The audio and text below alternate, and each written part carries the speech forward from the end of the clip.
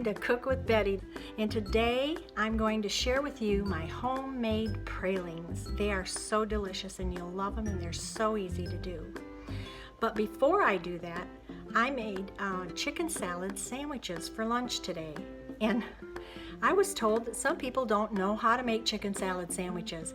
So what I'm going to do is show you what I put in mine and how I make mine, and who knows, you might want to try that.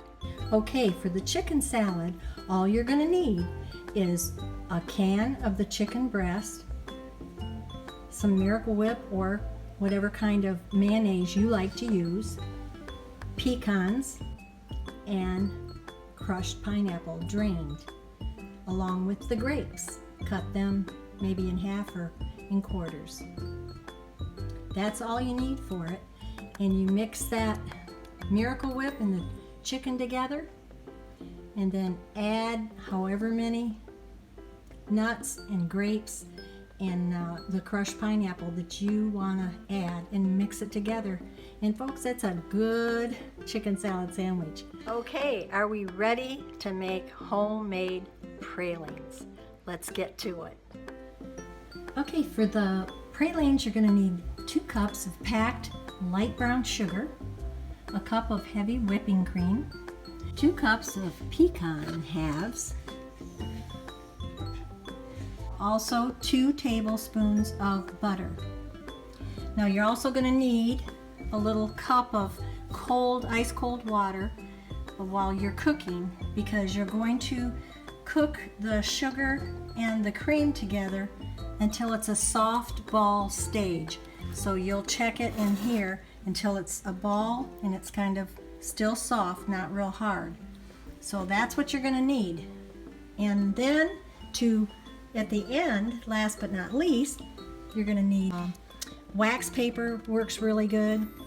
Anything that you want to use, either the nonstick lining paper or the wax paper will work fine. Okay, we're going to put our milk and our sugar.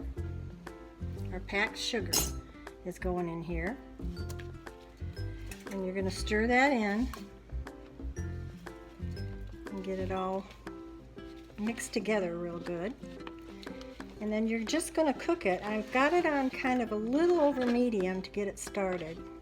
If it seems like it's getting too warm, you turn it down. But this is the first step, the milk and the sugar. And you're going to have to stir it constantly. You can't let this burn. Okay, and it's going to come to a boil. If you have a candy thermometer, it can go up to 238 to 240. And you can, if you have one that you trust, your candy thermometer, you can use that. But if you don't have, then you just take a little bit of it and put it into the water, and it'll,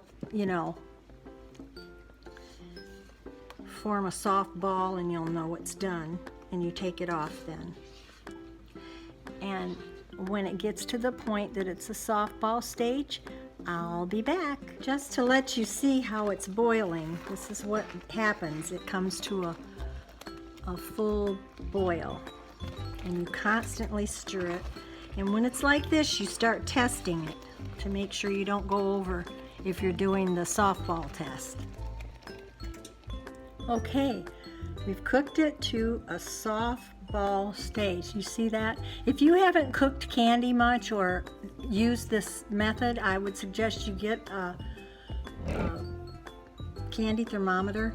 And now we're gonna add the butter.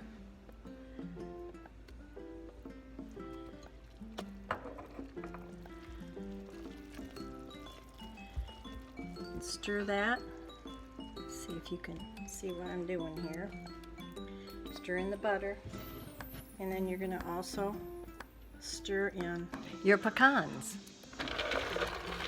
And you're actually going to beat this for a minute.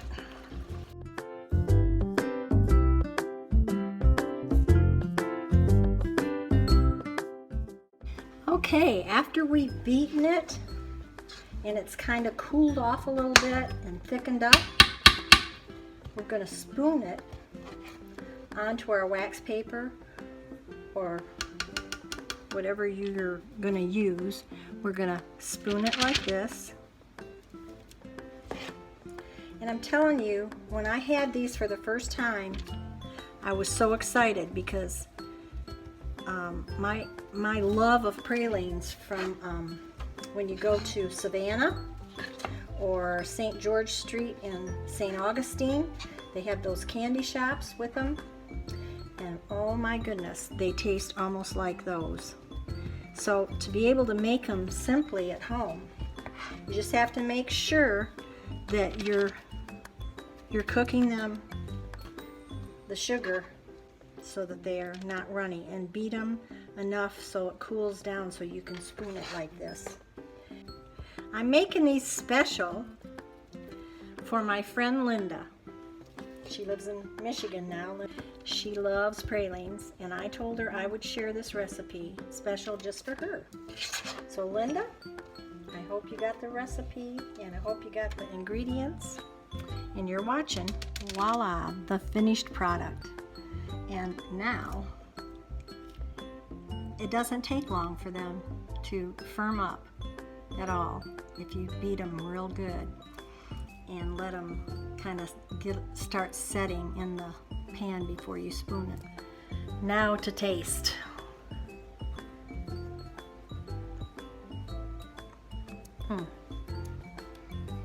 These are so close to the ones I love that I buy in St. Augustine in Savannah. And they're so easy to make. I hope you'll try them. And I hope you'll try the chicken salad that I showed you earlier. I hope you'll try both of these. The chicken salad is a really good sandwich to serve when you have company or whatever. It's a nice one. You can put it on croissants too. This is a winner. I hope you'll try them. So, if you've known me for any length of time, you have probably tasted our family recipe for caramels, homemade caramels. One day I might share that with you. They are the best caramel you will put in your mouth. And don't make it on a day that you're on a diet, because you can't eat just one. I've had such fun making these pralines with you today and sharing this recipe. Have a great week, and God bless you all. Until next time, Cooking with Betty.